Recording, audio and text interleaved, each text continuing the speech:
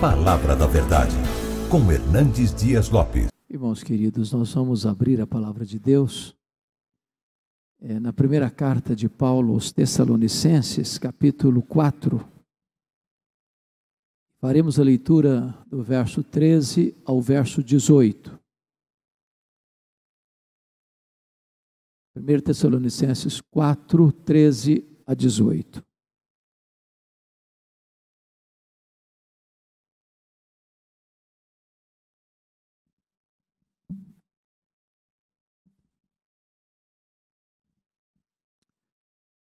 Paulo escreve assim: Não queremos, porém, irmãos, que sejais ignorantes com respeito aos que dormem, para não vos entristecerdes como os demais que não têm esperança. Pois se cremos que Jesus morreu e ressuscitou, assim também Deus, mediante Jesus, trará em sua companhia os que dormem. Ora, ainda vos declaramos por palavra do Senhor isto: nós, os vivos, os que ficarmos até a vinda do Senhor, de modo algum precederemos os que dormem. Porquanto o Senhor mesmo, dada a sua palavra de ordem, ouvida a voz do arcanjo e ressoada a trombeta de Deus, descerá dos céus, e os mortos em Cristo ressuscitarão primeiro. Depois nós, os vivos, os que ficarmos, seremos arrebatados juntamente com eles entre nuvens, para o encontro do Senhor nos ares, e assim estaremos para sempre com o Senhor. Consolai-vos, pois, uns aos outros com estas palavras. Amém. Bom, eu quero trazer hoje uma palavra de consolo para vocês. Todos nós sabemos que o apóstolo Paulo é considerado o grande bandeirante do cristianismo, o grande desbravador do reino de Deus, aquele homem que incansavelmente percorreu as diversas províncias do império, pregando, plantando igrejas na Galácia, na Macedônia, na Caia, na Ásia Menor. Nessa jornada e itinerância, foi preso, foi açoitado, foi fustigado com varas, enfrentou naufrágios, perigo de rios e de mares. E pregou, seja saudável ou doente, livre ou preso, com fartura ou com escassez. Jamais recuou, jamais se intimidou. E Paulo planta esta igreja, a igreja de Tessalônica, na sua segunda viagem missionária, depois de ter sido preso e açoitado em Filipos. Ele vai para essa cidade, que era a capital da província da Macedônia. Aqui ele passa pouco tempo, pouquíssimo tempo, mas deixa uma igreja estabelecida, uma igreja que tornou-se até modelo de outras igrejas. E parece-nos que o assunto que Paulo tratou com mais profundidade enquanto ali esteve foi esta verdade magna da segunda vinda de Cristo, a acrópole da nossa esperança, a apoteose da nossa fé, a gloriosa consumação de todas as coisas. E a pergunta é: por que Paulo escreve esta carta? Ou, mais particularmente, porque Paulo escreveu precisamente esse texto. O que está por trás? O que move o coração do apóstolo ao registrar estas palavras? E a razão está delineada e claramente posta, notem vocês, no versículo 13. Olha o que ele diz aí: Não queremos, porém, irmãos, que sejais ignorantes com respeito aos que dormem. Esta é uma metáfora para a morte, dormir. Aliás, mais do que uma metáfora, isso é um eufemismo. É uma linguagem para atenuar a ideia de morte. Por que a Bíblia usa essa expressão dormir? Por duas razões. Primeiro, quem dorme, descansa. Apocalipse 14, 13 diz que morrer é descansar das suas fadigas. Segundo, quem dorme vai acordar. Se não acorda, não dormiu, morreu mesmo. O que ele está querendo dizer é que a morte é temporária. Ela não tem a última palavra. O túmulo não é o nosso último endereço. A morte já foi vencida. Ela já morreu na ressurreição de Cristo. Então nós, quando morremos, não acabou. Estamos apenas descansando, aguardando a ressurreição. O que estava acontecendo? Paulo diz: não queremos, porém, irmãos, que sejais ignorantes com respeito aos que dormem, para não vos entristecerdes como os demais que não têm esperança. O que está acontecendo aqui? Tessalônica, vocês sabem, era e é uma cidade grega. Mesmo quando Roma conquistou o mundo, o pensamento grego continuou prevalecendo. Um dos pilares do pensamento grego é o chamado dualismo. Para os gregos, a matéria era essencialmente má. O espírito era essencialmente bom. Em virtude desse pensamento grego, 3 verdades do cristianismo, que são pivotais para a nossa fé, eram negados por eles. Primeiro, a criação. Eles não podiam pensar que Deus, sendo bom, pudesse criar algo que para eles era mal. Porque para eles a matéria que você pega, toca, tange, era má. Então eles não acreditavam que Deus pudesse ter criado o universo, porque a matéria para eles era má. Também eles não acreditavam na doutrina da encarnação, porque eles imaginavam: se Jesus é Deus, ele não pode ser homem, porque sendo homem ele tinha que ter um corpo, e ele tinha um corpo físico, material, tangível. Se para eles a matéria era má, Jesus não podia ser bom. Então negavam a divindade de Cristo. Mas em terceiro lugar, eles negavam a doutrina da ressurreição. Para a cabeça de um grego, quando uma pessoa morria, a alma saía da masmorra, do claustro, do calabouço do corpo. A morte era uma libertação, porque a alma estava presa no corpo. O corpo é material, é mal para eles. Então a alma, que é imaterial, que é espiritual, que é essencialmente boa na cabeça deles, quando a pessoa morria, era a libertação. Então pensar na ressurreição para os gregos era um retrocesso, era um anticlímax. Era trazer essa alma liberta pela morte de volta à masmorra do corpo. O que está acontecendo aqui? Tessalônica é uma cidade grega. O pensamento secular está entrando para dentro da igreja. A filosofia secular está regulamentando o pensamento dos crentes. E quando acontecia morrer alguém na igreja, o funeral era uma tristeza, era um pânico, era um desespero, porque eles não tinham esperança. Ainda hoje, irmãos, as pessoas vivem sem esperança. Se você perguntar, por exemplo, para um materialista: o que acontece com a morte? Morreu, acabou. O homem é só matéria, não tem mais nada. Ele não crê em alma, ele não crê em céu, ele não crê em inferno, ele não crê em bem-aventurança eterna. Morreu, acabou. O homem é apenas um material, um ser animal, mais nada. Outro diz o seguinte: olha, morreu, também não tem esperança, sabe por quê? Alguns dizem assim: porque a pessoa não era tão boa para ir direto para o céu, não era tão má para ir direto para o inferno, então ela vai para um lugar de tormento, para purgar os seus pecados, para sofrer, purgar os pecados, até se libertar dos pecados e entrar no paraíso. Se batizou esse pensamento de purgatório. Não tem esperança, não tem esperança. Outro diz assim: não, morreu, a pessoa desencarna, reencarna, desencarna, reencarna, num processo ad infinitum, não tem esperança. Não tem esperança.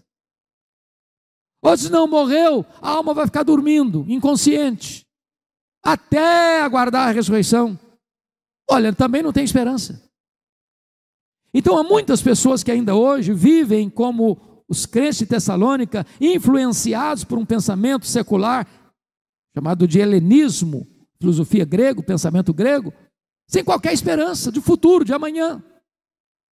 Então Paulo escreve esse texto para trazer resposta para a igreja, diante de uma influência do mundo entrando para dentro da igreja, para trazer esperança, segurança, certeza, convicção, consolo. Esse é um assunto que também no meio cristão ainda traz tantos questionamentos. Por exemplo, é muito comum as pessoas perguntarem assim: pastor, o que na verdade acontece quando um crente morre? Agora estou falando de um crente salvo, remido pelo sangue do Cordeiro. O que acontece quando um crente morre? O que a Bíblia diz? A Bíblia diz que no momento em que um crente morre, imediatamente o seu espírito, está ali em Hebreus, é aperfeiçoado e entra na glória. Você sabe que você não é um corpo que tem uma alma, você é uma alma que tem um corpo. Seu corpo não sobrevive sem a alma. Seu corpo foi feito pó, é pó e volta ao pó.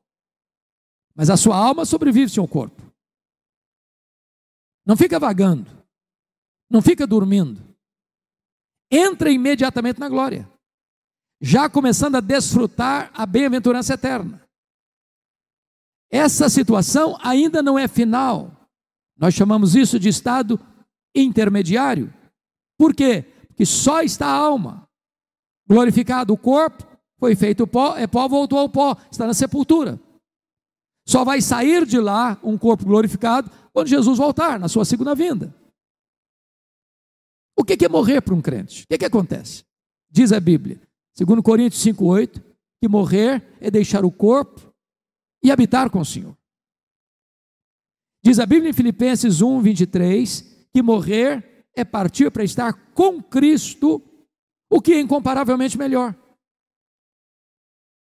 Agora notem, isso não significa purgatório, isso não significa aniquilamento, isso não significa reencarnação, isso não significa sono da alma, significa glorificação, consciente, plena, só ainda não completa porque aguarda o dia da ressurreição. Agora, outra pergunta que é muito comum: e nós vamos nos conhecer ou não lá no céu? E algumas pessoas dizem: eu acho que não, porque se eu chegar lá no céu e perceber que meu pai não está lá, minha mãe não está lá, meu filho não está lá, minha filha não está lá, meu avô não está lá, minha avó não está lá, eu vou perder a graça. O céu já deixou de ser céu para mim.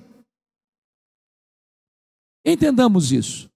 O céu não é lugar de memórias amargas, nem de choro, nem de dor, nem de lágrimas, nem de luto. Toda memória triste não vai entrar no céu. Então lá nós não teremos esse drama. Segundo, no céu nós não vamos ser famílias como somos aqui. Silva, Pereira, Oliveira. Lá você não vai amar seu pai, sua mãe, quem foi seu marido, sua esposa, seu filho, sua filha, mais do que você vai amar Abraão, Isaque e Jacó. Lá seremos uma única família. Outra coisa, lá não se vai ser mais marido e mulher. Casamento é só para essa vida, não é para sempre. É até que a morte os separe. Lá no céu nem se casa, nem se dá em casamento. Alguém diz, ufa, né? Até que enfim. Vou dizer, que pena, né? Porque às vezes a gente tem essa ideia. Eu já vi tantos funerais onde passou-se essa ideia. 50 anos de casados, de repente um morre, vai na frente. O que fica, seja ele ou ela, fica ali triste, lamentando, diz, não, daqui a pouquinho eu estou indo também. Vamos continuar junto. Passando a ideia de que vão continuar com o relacionamento conjugal lá no céu. Não vai, aproveita agora porque depois não tem mais. É só para essa vida. Agora, vamos nos conhecer ou não vamos nos conhecer? E a resposta óbvia é, claro que vamos nos conhecer. Você já imaginou o que é céu? Céu é glorificação. Aqui conhecemos em parte, mas lá conheceremos como também somos conhecidos. Hoje, se eu perguntar para o casal com mais tempo de vida conjugal aqui no auditório, você conhece a sua mulher? Você conhece seu marido? Se a pessoa for honesta, vai dizer, eu estou conhecendo ainda. Estou conhecendo. Os gregos estavam errados quando diziam, conhece-te a ti mesmo. Nós não podemos nem nos conhecer. É por isso que João Calvino, quando ele abre esse assunto nas Institutas, ele começa com o conhecimento de Deus, porque só depois que você tem o conhecimento de Deus, que você consegue conhecer você mesmo. Sem conhecimento de Deus, você está iludido a respeito de você mesmo. Agora, você já imaginou você conviver eternamente com alguém sem saber quem ele é? Não faz sentido. Nós vamos nos conhecer. Então, por que eu estou fazendo esse rodeio todo? Para mostrar uma coisa para vocês. E aqui está as colunas desta bendita esperança que eu quero trazer. Primeiro, nós não precisamos especular. Não é teoria, não é cogitação humana. Não é uma corrente filosófica, teológica ou mesmo escatológica. Desse ou daquele teólogo, desse ou daquele pensador. Veja comigo o versículo 15. A resposta está aqui. Nós temos uma revelação de Deus. Ora, ainda vos declaramos por palavra do Senhor isto. Tem uma palavra de Deus, tem uma revelação de Deus. Não é cogitação humana. Não é suposição nossa. Alguém diz, não, ninguém pode saber como é que é o céu, porque quem foi para lá não voltou para contar. Não, temos revelação de Deus, tem palavra de Deus, tem ensinamento de Deus. Nós não estamos falando daquilo que nós achamos, supomos, nós temos uma palavra de Deus específica sobre o assunto. É por isso que nós estamos firmados numa rocha que não se abala, é certeza, é convicção inabalável. O segundo pilar, meus irmãos, da nossa bendita esperança, vejam comigo, por gentileza, o versículo 16, é a parousia, é a segunda vinda de Cristo. Porquanto o Senhor mesmo, dada a sua palavra de ordem, ouvida a voz do arcanjo, e ressoada a trombeta de Deus, descerá dos céus. Em outras palavras, meus irmãos, nós temos mais profecias sobre a segunda vinda de Cristo na Bíblia, do que sobre a primeira vinda de Cristo. Todas as profecias com respeito à primeira vinda de Cristo cumpriram-se rigorosamente, literalmente, plenamente. Todas as profecias com respeito à segunda vinda estão se cumprindo e cumprir-se-ão rigorosamente. Ele voltará. Ele voltará. E como ele voltará? Primeiro, ele voltará pessoalmente. Lá em Atos dos Apóstolos, capítulo 1, versículo 11, quando Jesus está no Monte Olival, no Monte das Oliveiras, rodeado possivelmente de 120 pessoas, onde estão seus apóstolos, onde estão Maria, os filhos de Maria, os irmãos de Jesus, onde estão as mulheres da Galileia, mais outros irmãos, e Jesus então é levado às alturas e sobe aos céus, assunto aos céus, e os galileus estão olhando para as alturas, e o anjo desce e pergunta, o que vocês estão olhando para as alturas? Este mesmo Jesus que viste subir, descerá dos céus. Ele não vai mandar um embaixador, ele não mandará Miguel, nem Gabriel, nem um querubim, nem um serafim, nem um anjo. Ele mesmo virá pessoalmente. Essa é a realidade da segunda vinda. Segundo lugar, a segunda vinda será não apenas pessoal, mas visível. Apocalipse 1,7 diz que todo olho o verá, até aqueles que o traspassaram. Sabe o que eu entendo por isso? Até aqueles que cravaram Jesus na cruz terão que ressuscitar, porque a Bíblia diz que vai ser num momento, num abrir e fechar de olhos, e quando ele vier, os mortos ouvirão a sua voz, sairão dos túmulos, uns para a ressurreição da vida, outros para a ressurreição do juízo, e até aqueles que o traspassaram hão de vê-lo vindo na sua glória e na sua majestade, todo olho verá. Terceiro, a segunda vinda de Cristo será audível, dado a voz do arcanjo, ressoada a trombeta de Deus. Eu não tenho dúvidas, meus irmãos, que nenhuma voz, nenhum sonido, nenhum alarido será mais audível, será mais eloquente, será mais retumbante do que esta trombeta de Deus quando Jesus descer dos céus. Quando você, em dia de tempestade, vê os céus sendo riscados por relâmpagos, os trovões ribombando nas alturas, você fica às vezes até um pouco de medo. Você sabe que o relâmpago e o trovão ocorrem na mesma hora.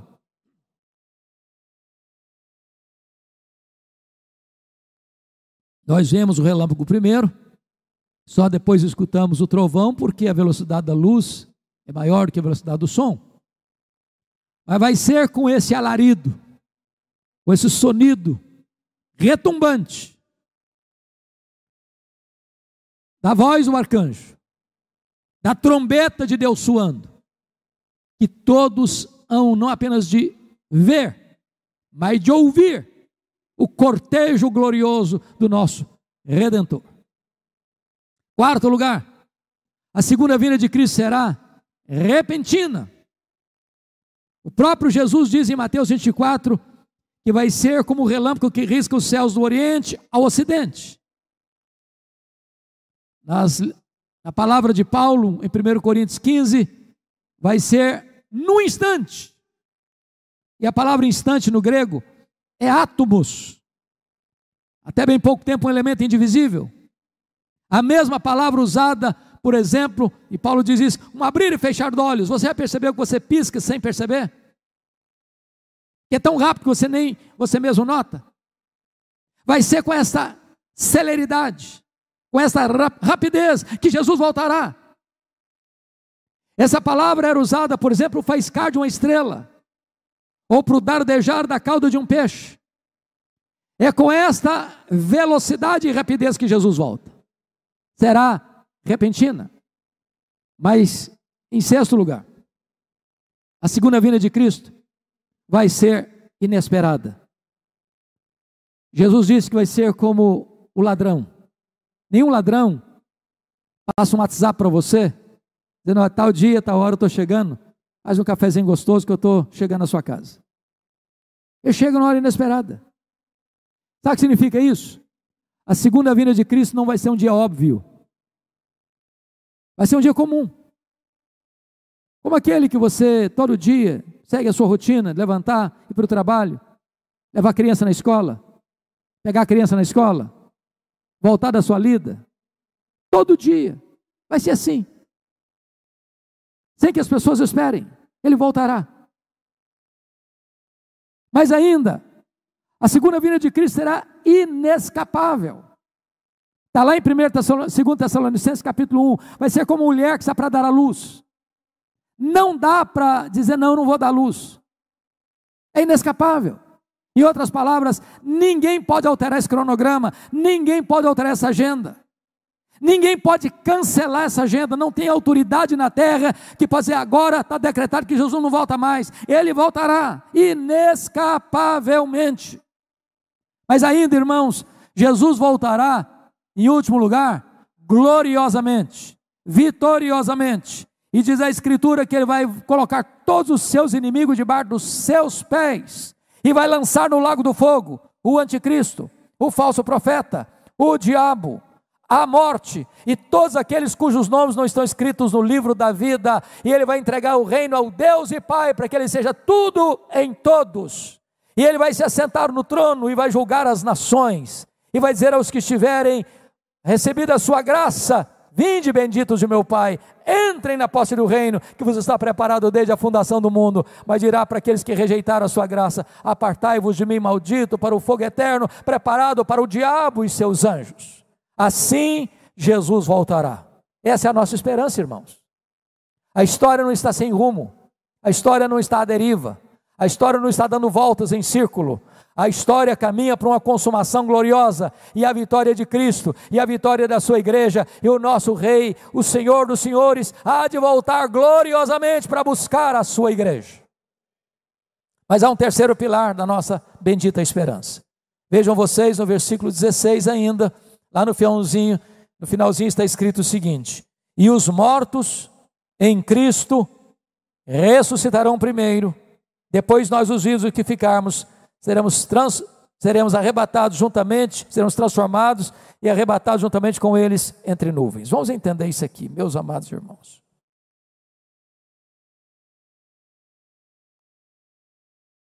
Quando Jesus voltar, duas coisas vão acontecer imediatamente. Primeiro, os mortos vão ressuscitar. Esse texto está tratando da igreja, não está falando de ímpio aqui. Está falando uma palavra de consolo e de orientação para os crentes que estavam sem esperança. E você não gera esperança com autoajuda, você não gera esperança com técnicas místicas de hipnose, você não gera esperança levando o homem a fazer incursões para dentro da sua própria alma, nos corredores da sua alma. Você gera esperança trazendo a palavra de Deus. É a palavra que traz esperança. Então Jesus está orientando a igreja sobre isso. Então, o que é que vai acontecer? Primeiro, diz a Bíblia que todos ouviram a sua voz. Sairão dos túmulos, uns para a ressurreição da vida, outros para a ressurreição do juízo. Nesse contexto aqui, falando para a igreja, ele diz: os mortos em Cristo ressuscitarão primeiro. Primeiro em relação a quem? Alguns acham que esse texto está se dirigindo, fazendo um contraste entre os mortos ímpios e os mortos crentes. Os mortos crentes ressuscitam primeiro, só depois de uma grande tribulação, de muito tempo depois, é que os mortos ímpios ressuscitam. Não é isso que Paulo está falando. Ele não está tratando disso. O que Paulo está mostrando é que os mortos em Cristo ressuscitarão primeiro em relação aos que estiverem vivos. Então, o que ele está querendo informar? É que um crente não está em desvantagem em nada daqueles, ao morrer, daqueles que continuam vivos. Por que não? Primeiro, porque quando um crente morre, imediatamente ele já entra no céu, já começa a desfrutar das glórias eternas, vendo que nenhum olho viu, ouvindo que nenhum ouvido ouviu, desfrutando da bem-aventurança eterna. Ele já começa desfrutando desta glória eterna. E quando Jesus voltar, todos aqueles que estão na glória com ele, desde Abel, nesse grande cortejo, eles voltarão com Jesus juntamente com o séquito de anjos.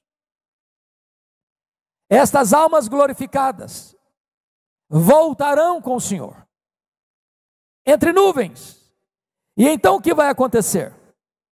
Antes dos que estiverem vivos serem transformados e arrebatados, os mortos em Cristo ressuscitarão primeiro, e esse corpo glorificado agora se junta àquela alma glorificada que veio com Jesus. Aí sim a glorificação está completa, e então estaremos para sempre com o Senhor. A grande pergunta é como será esse corpo da ressurreição. Então me permita trazer à memória esclarecida de vocês o que a Bíblia diz sobre o assunto. Primeiro, na ressurreição vai existir continuidade e descontinuidade. Continuidade porque se morrer o José da Silva, não é o Antônio Pereira que vai ressuscitar, é o José da Silva. Continuidade porque se morrer o crente, vai ressuscitar para a ressurreição da vida. Se morreu ímpio, vai ressuscitar para a ressurreição do juízo. A morte não é uma varinha de condão que muda ninguém. Isso é continuidade. O que é descontinuidade? Paulo responde esta pergunta lá em 1 Coríntios 15, 42 e 43. Ele diz que quando um crente morre, ele, ao ser sepultado, é como uma semente. Como uma semente. Se você plantar uma semente de abacate, você vai colher abacate. Se você plantar uma semente de manga, você vai colher manga. Você não planta abacate para colher manga. Não tem continuidade. O que é descontinuidade? Ele diz: semeia-se corpo corruptível, ressuscita-se corpo incorruptível. O que significa isso? O corpo da ressurreição não vai ficar cansado, não vai ficar enrugado, não vai ficar velho, não vai ficar doente, não vai ter estresse, não vai ter briga nem com o espelho, nem com a balança. Problemas resolvidos. Já imaginaram como é que vai ser esse corpo? Este é o corpo da ressurreição. Não cansa, não envelhece, não enruga, não tem defeito, não tem doença, não tem cansaço, incorruptível. Segundo, semeia-se em desonra, ressuscita-se em glória. Irmãos queridos, eu não sei quanto a vocês, mas eu já fiz muitas visitas em hospitais, em situações muito difíceis, de ver pessoas que passaram anos em coma, vi pessoas que o corpo encarquilhou, murchou, secou, ficou osso e pele. E aquele corpo foi desonrado pela doença, pelo sofrimento, pela dor. Quando você lança aquela semente enrugada na terra, aquele corpo está desonrado. Mas o corpo da ressurreição vai ser glorioso. E a Bíblia diz que esse corpo vai brilhar como o sol no seu fulgor, como as estrelas, eternamente. Terceiro, semeia-se em fraqueza, ressuscita-se em poder. Esse corpo é frágil, irmãos. Aliás, é curioso isso. De vez em quando eu me pego pensando nessas coisas. Nós somos os seres mais vulneráveis, parece. Nasce um bezerro lá no campo, lá no pasto. Acabou de nascer, já dá uma entortadinha para cá, para lá. Daqui a pouquinho está andando, daqui a pouquinho está correndo. E já desembaraça a vida. E assim é com cachorro, é com gato, é com animal, é com ave, é com peixe. Ser humano nasceu... Olha, é vulnerável demais. É vulnerável demais. Se você não cuidar dele, ele perece. E aí a gente vai crescendo, vai ficando mais forte, vai ficando mais bonitinho, vai ficando mais esperto, vai correndo, vai acelerando o passo, daqui a pouquinho ralentando o passo, diminuindo o passo, encurtando o passo, daqui nem passo mais tem, precisa ser carregado. Termina a jornada fraco. Mas o corpo da ressurreição, diz a Escritura, é poderoso. E podemos ilustrar isso com o corpo do Senhor Jesus Cristo, que ressurreto, com corpo de glória, não precisava abrir a porta para entrar numa casa. Ele entrava com a porta fechada. Ele saía aqui de Jerusalém e aparecia lá na Galileia, 153 quilômetros, sem precisar percorrer o trecho. Com o corpo de glória, ele vai assunto aos céus. E com o corpo de glória, ele voltará dos céus. O nosso corpo será assim, semelhante ao corpo da glória do Senhor Jesus. Nós vamos habitar novos céus e nova terra. E todo este universo restaurado de Deus será nosso habitat e exploração de tudo aquilo que nós vamos viver e vivenciar por toda a eternidade, porque vamos servi-lo. Vamos glorificá-lo e vamos reinar com ele. Esse é o corpo da ressurreição. Então, quando Jesus voltar, diz a Escritura, que antes dos vivos serem transformados e arrebatados, os mortos em Cristo ressuscitarão primeiro. Por que Paulo está dizendo isso? Porque aqueles crentes estavam sem esperança. Morria um crente na família, na igreja, era um pânico, era um desespero, era um chororô só, porque não tinha esperança. Paulo está dizendo, gente, tenha esperança. A morte não tem a última palavra, o túmulo não é o último endereço. Nós não vamos continuar sempre aqui, nós estamos de caminho, e ainda que a morte chegue, a morte já foi vencida, a morte já morreu na morte de Cristo, Jesus Cristo é a ressurreição e a vida, e todo aquele que vive e que nele não morrerá eternamente. Esperança bendita. Mas aí vem o quarto pilar da esperança bendita. Veja comigo, por gentileza, o verso 17. Primeiro a revelação, segundo a parousia, terceira a ressurreição, Quarto, o arrebatamento. Depois nós, os vivos, os que ficarmos, seremos arrebatados juntamente com eles entre nuvens, para o encontro do Senhor nos ares, e assim estaremos para sempre com o Senhor. Essa palavra arrebatamento é uma palavra hoje que ganhou uma conotação muito comum e popular, fazendo uma espécie de distinção entre arrebatamento e segunda vinda. No sentido de que arrebatamento seria uma espécie de rapto secreto, e a segunda vinda, então, visível, audível e pública. Seria mais ou menos o seguinte: nós estamos aqui nesse auditório, nós temos aqui uma centena e pouco mais de pessoas, as 2 centenas de pessoas. Imagina que 80% só é novo convertido aqui. Aí Jesus chega para arrebatar a igreja, 80% desse auditório some daqui. E os 20 que ficam, cadê o fulano? Cadê o Beto? O que aconteceu? O que aconteceu? Onde foi?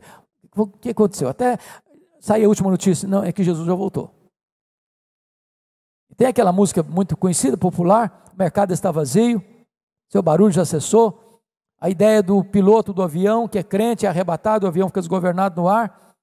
Então, essa é a ideia de que a segunda vinda vai acontecer depois, muito depois, de um grande momento de tribulação, do arrebatamento que vai ser secreto.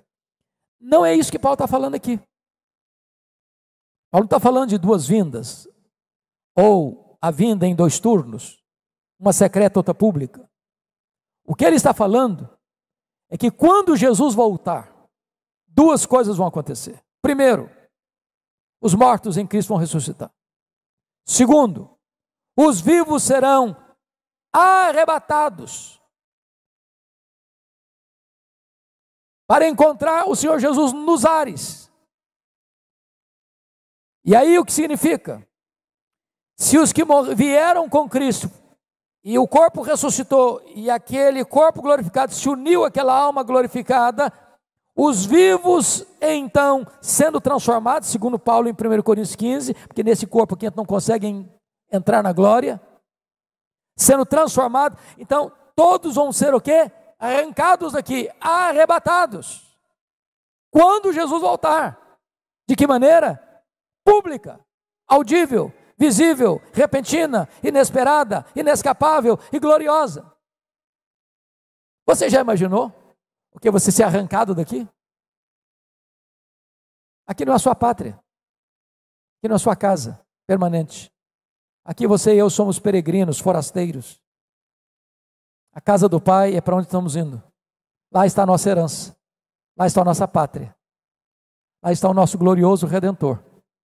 E nós aguardamos ansiosamente este glorioso dia, quando nós haveremos de ouvir a trombeta de Deus, quando nós haveremos de ver a beleza do nosso glorioso Redentor, quando este corpo corruptível, quando este corpo mortal, quando este corpo fraco e desonrado vai ser um corpo glorioso como o corpo da glória do Senhor Jesus. E nós seremos tirados daqui, e nós seremos arrebatados para encontrar o Senhor Jesus nos ares. E então diz a Escritura que vai ter o último ponto que Paulo menciona aí, que faz parte da nossa bendita esperança. É a reunião de todos nós. Olha o finalzinho do versículo 17. E assim estaremos para sempre com o Senhor. O que significa para sempre? Não tem mais despedida, não tem mais adeus, não tem mais funeral, não tem mais cortejo fúnebre, não tem mais pai, mãe sendo separado um do outro. Todos nós, como a única família de Deus, estaremos sempre juntos, sempre juntos, sempre juntos, para sempre. Não tem mais choro, não tem mais dor, não tem mais lágrima, não tem mais morte, não tem mais luto, não tem mais pecado, não tem mais tristeza, não tem mais presença do diabo, não tem mais presença da corrupção. Todos nós estaremos juntos para sempre, servindo ao Senhor, andando com o Senhor, conhecendo ao Senhor, glorificando ao Senhor e vivendo para a glória do Senhor. Paulo termina fazendo uma aplicação bem pessoal para cada crente. Ele que começa dizendo: eu não quero que vocês vivam como os que não têm esperança. Eu não quero que vocês fiquem tristes. Eu não quero que vocês vivam desfilando um rosário de lamentos. Vocês podem ter esperança. E agora, para aqueles crentes que estavam desesperados, ele diz assim: diante do conhecimento que vocês têm agora, dessa viva esperança, consolai-vos, pois, uns aos outros, com essas palavras. Você e eu somos um agente da consolação de Deus. O mundo está desesperado, irmãos. O mundo não tem esperança. As pessoas têm dinheiro, mas não têm esperança. As pessoas têm poder, mas não têm esperança. As pessoas têm sucesso profissional, mas não têm esperança. As pessoas jogam para dentro delas todos os baldes de prazer, mas não têm esperança. As pessoas rodam o mundo e conhecem o mundo e vestem as roupas mais caras e usam as joias mais caras e frequentam os restaurantes mais conceituados, mas não têm esperança. As pessoas fazem de tudo, experimentam tudo, mas não têm esperança. Sabe por quê? Esperança tem nome. Esperança é Jesus. Quando você tem Jesus, você tem esperança. Com Jesus você tem esta viva esperança, esta gloriosa esperança de uma revelação de Deus, da segunda vinda de Cristo, da ressurreição dos mortos, do arrebatamento da igreja e da reunião de todos os remidos para estarmos para sempre e sempre com o Senhor. Que o Senhor Deus console o seu coração, que o Senhor Deus console a sua vida nesta noite. Amém. Vamos orar, queridos. Vamos ficar em pé. Após esta oração, nós vamos cantar um cântico que trata dessa esperança. Eu não sei como você entrou aqui hoje. Eu não sei como está a sua alma hoje. Talvez vivendo um momento difícil, talvez até um drama, uma angústia que tem incomodado você. Mas a Bíblia diz que a lei do Senhor restaura a alma e alegra o coração e traz esperança para nós. Agora mesmo você pode pedir ao Senhor que visite o seu coração. Eu, como qualquer outro pastor que se levantar para pregar, nós só podemos falar aos seus ouvidos. Só o Espírito Santo pode falar ao seu coração. Nós precisamos dele, nós dependemos dele. Porque só ele tem este poder de tornar essas verdades realidades na sua vida e no seu coração. Ó Deus, nós somos totalmente carentes da tua graça e dependentes do teu Espírito. O que nós te pedimos nesta noite é que tu sondes cada coração. Tu que conheces cada pessoa que entrou aqui. Tu que conheces a realidade de cada uma. Tu que conheces as dores que pulsam na alma, que latejam no coração. Tu que conheces as noites indormidas, as madrugadas insones, as lágrimas quentes que rolam pela face. Tu que conheces, meu Deus, a necessidade particular de consolo de cada pessoa que entrou aqui hoje. Ó Espírito Santo de Deus, manifesta-te a esta vida. Fala e segreda o coração de cada um de nós aqui neste lugar. Oramos por aqueles que estão conectados conosco, para que o Espírito Santo também alcance onde estiverem, que haja um retorno à presença do glorioso Redentor nesta noite. Que haja uma alegria indizível e cheia de glória neste coração nesta noite. Que haja uma paz que excede todo entendimento neste coração nesta noite. E que haja alegria na terra e festa no céu por aqueles que vão se reconciliar contigo nesta noite. Meu Deus, a nossa vida é tua. Durante os dias que vivermos aqui, queremos andar sob a luz do teu rosto. E quando tu nos chamares, desfrutaremos então da tua glória para sempre e sempre e sempre. Exaltado seja o teu nome. Em nome de Jesus. Aleluia. Amém.